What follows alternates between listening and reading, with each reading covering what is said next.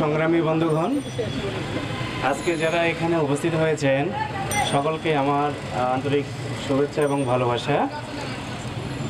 এবং আমার অতি দুঃখের সাথে আজকে আমরা বলতে চাই যে আমরা সেই 9 আগস্ট থেকে আমরা এই রাজপথে দিনের পর দিন আমাদের এই লড়াই চলে যাচ্ছে।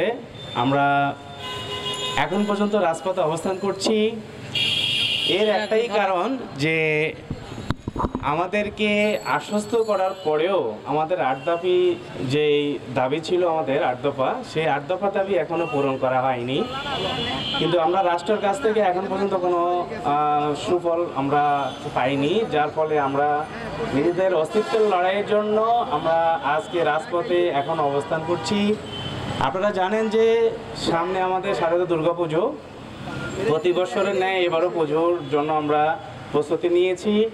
কিন্তু প্রস্তুতি নেওয়ার পরিপ্রেক্ষিতে আপনারা যারা দেখেছেন, যারা সাংবাদিক ভাইয়েরা আছেন, যারা মিডিয়া ভাইয়েরা আছেন, ইলেকট্রো মাধ্যমে আর যারা আছেন, তারা দেখতে পেয়েছেন জেলা থেকে শহর, শহর থেকে বন্দর, সমস্ত জায়গায় যে আমাদের মন্দিরের উপরে যে ধরনের হামলা হচ্ছে, যে ধরনের নির্যাতন হচ্ছে, যে ধরনের মা বোনদের উপর নিপীড়িত, তাদের ইজ্জতহানি হচ্ছে, চিরতাহানি সহ শুরু করে তাদের যেই বাড়িঘর থেকে মন্দিরে হামলা, প্রতিমা ভাঙচুর, আমরা কি করে একটি স্বাধীন দেশে সেই 1971 সাল থেকে যদি আমরা ধরি যে আমাদের দেশ তো স্বাধীন একবারে হয়েছে, কিন্তু এই যে দ্বিতীয়বারের স্বাধীন আমরা বলি, আসলে কি আমরা এটা স্বাধীন হয়েছে?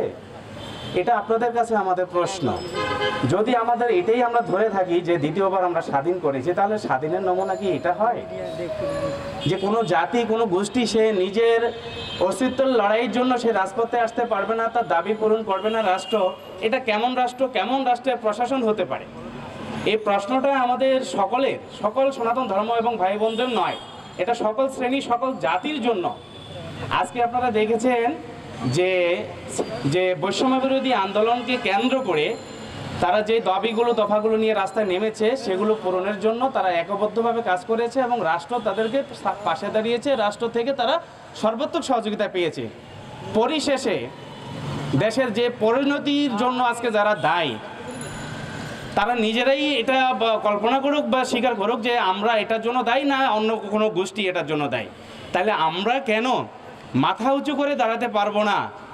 আমরা কি সনাতন হয়ে বলে কি পাপ করেছি, নাকি আমাদের এই গোষ্ঠীটা আর আমাদের কোনো ভিত্তি নেই? আমি এতটুকু আপনাদের মাধ্যমে তুলে ধরতে চাই যে আমরা যেন অন্যান্য গোষ্ঠীদের মতো সাধারণভাবে যেন বাঁচতে পারি, সাধারণভাবে যেন আমাদের মা বোনরা সম্মানের সাথে বাঁচতে পারে।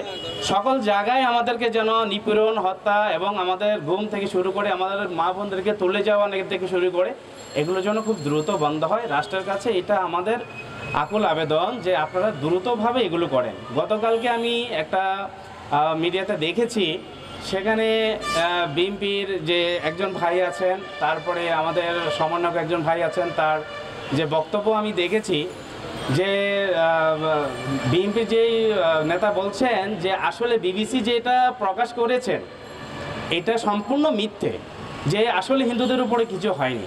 তো আপনাদের কাছে আমি বলি, আপনারা আসেন না, মাঠে আসেন, মাঠে আসেন, আমাদের সাথে কোথায় বসবেন বসুন না।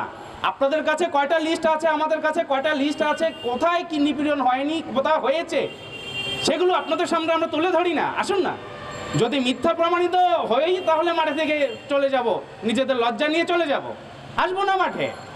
কিন্তু এটা বন্ধ করুন, এই ধরনের মিথ্যে ব্লেম বন্ধ করুন। আপনারা যে কোনো নেতা বা যে কোনো রাজনৈতিক দল হন না কেন, তাতে আমাদের কিছু যায় আসে না।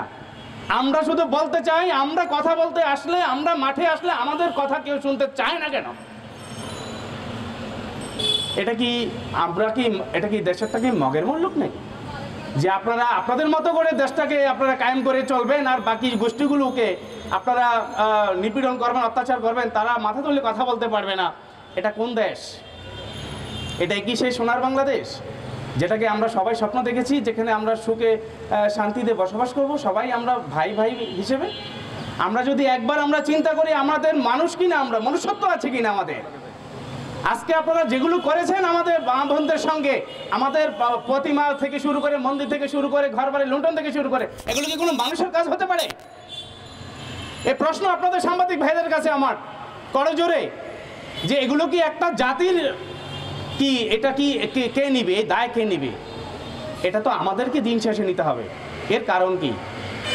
আমরা যেন সুষ্ঠুভাবে পুজো করতে পারি, আমাদের উপরে নিপীড়ন হামলা যেন বন্ধ হয়। আপনারা দেখেছেন উত্তর 13 নম্বর সেক্টরে আমরা যেন পূজা করতে না পারি, সেখানে ওনারা 9 দফা 10 দফা দাবি নিয়ে রাস্তায় নেমেছে।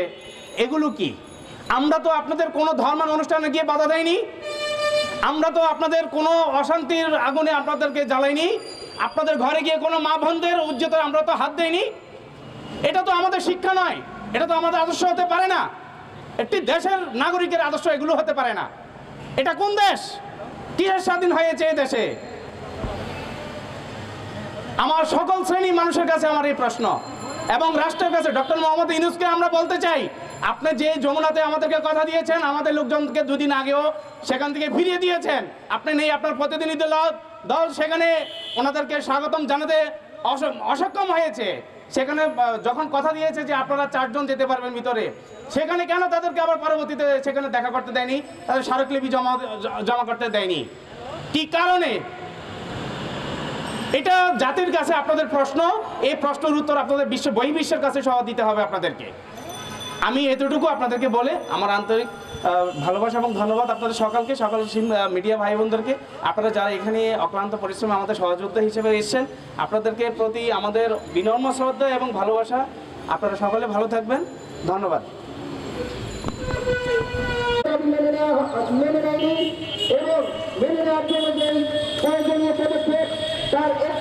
গ্রহণ করেনি, তার ধারাবাহিকতা আমরা দেখেছি যে উত্তরায় দুর্গা পুজো হতে বাধা দেওয়া, হাতে লাল সুতো করলে তাদেরকে ভারতীয়ভাবে আখ্যায়িত করা, এবং ফরিদপুর সহ বিভিন্ন জায়গায় এক মন্দিরে হামলা এবং ভাঙচুরের প্রতিবাদে আজকের এই মানববন্ধন এবং লাল পতাকা মিছিল। সংগ্রামী বন্ধুগণ, আপনারা জানেন যে স্বাধীনতার 50 বছরে বাংলাদেশের 75 লক্ষ হিন্দু জনসংখ্যা শূন্য হয়েছে। আজ পর্যন্ত যেজন সরকার এবং রাষ্ট্রপ্রধান এসেছে, কেউ সনাতনীদেরকে সঠিকভাবে সুরক্ষা প্রদান করেনি। তার জন্য আমরা দেখতেছি দেশের জনসংখ্যা দ্বিগুণের চেয়ে বেশি বৃদ্ধি পেল, সনাতনী সংখ্যালঘুদের জনসংখ্যা কমেছে। আজকের এই বৃষ্টিকে উপেক্ষা করে যে সকল বীর সনাতনী সাহসী সংগ্রামী ভাইয়েরা আজকের এই লাল পতাকা মিছিলে উপস্থিত হয়েছেন, সবাইকে বাংলাদেশি জাগরণ মঞ্চের পক্ষ থেকে সংগ্রামী শুভেচ্ছা। বন্ধুরা, আপনারা জানেন যে আমরা রাষ্ট্রের কাছে যে আত্মপতাকা দিয়েছি, প্রত্যেকটা দাবি মুক্তি এবং প্রত্যেকটা আমরা মনে করি আমাদের অধিকার। আপনি যদি পার্শ্ববর্তী দেশ বিশ্বের সমগ্র দেশের দিকে তাকান, সেখানে সংখ্যালঘুদেরকে সুরক্ষা করার জন্য যে সকল আইন এবং প্রণয়ন করা হয়েছে, আমরা তার বাইরে কোনো দাবি প্রস্তুত করিনি। অত্যন্ত দুঃখের বিষয় হলো এদের স্বাধীন হয়েছে ধর্ম নিরপেক্ষতার ভিত্তিতে, কিন্তু আজ পর্যন্ত সেই জিনিসটা আমরা কাগজে কলমে ছাড়া প্রমাণ দেখতে পাইনি, এবং প্রত্যেক ক্রমে সংবিধান থেকে ধর্ম নিরপেক্ষতা এবং উঠে গেছে। সংগ্রামী বন্ধুগণ, আপনারা জানেন যে আমরা যে আত্মবাদী দিয়েছি, সেই জন্য আমরা প্রত্যেক ক্রমে আজকে দীর্ঘদিন ধরে শাহবাগে, জাতীয় শহীদ মিনারে এবং ফজলুল প্রেস ক্লাবে মানববন্ধন করেছি। আমরা রাষ্ট্রের কাছে করজোড়ে অনুরোধ করছি যে অতি দ্রুত আর বিলম্বিত না করে আমাদের এই আত্মবাদী মেনে নিন, আমরা এই আন্দোলনকে থামিয়ে দিব। আমরা চাই না যেই মাটি, যেই ভূমি, যেই প্রকৃতি নিয়ে আমরা বেড়ে উঠি, সেই মাটি ভূমিতে দাঁড়িয়ে আমরা আন্দোলন প্রতিবাদ সংগ্রাম করি। বর্তমান সময় হলো উন্নত প্রযুক্তির দিক, এখানে আমরা শিক্ষা আগাবো, ধর্মীয় দিক থেকে আগাবো, প্রযুক্তি দিক থেকে আগাবো, কিন্তু তা না করে আমাদেরকে বিভিন্ন জায়গায় দাঁড়িয়ে মানববন্ধন করতে হয়। আমি মনে করি সংগ্রামী বন্ধুগণ, আপনারা আজকে যারা এখানে উপস্থিত হয়েছেন, সবাইকে আমি আবারও ধন্যবাদ জানাচ্ছি এবং কৃতজ্ঞতা জ্ঞাপন করছি।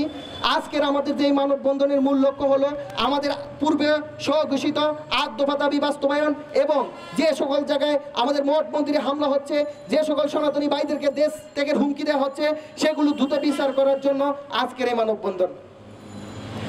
বক্তব্য দিবে কে? রনিদা বক্তব্য কে দিবে?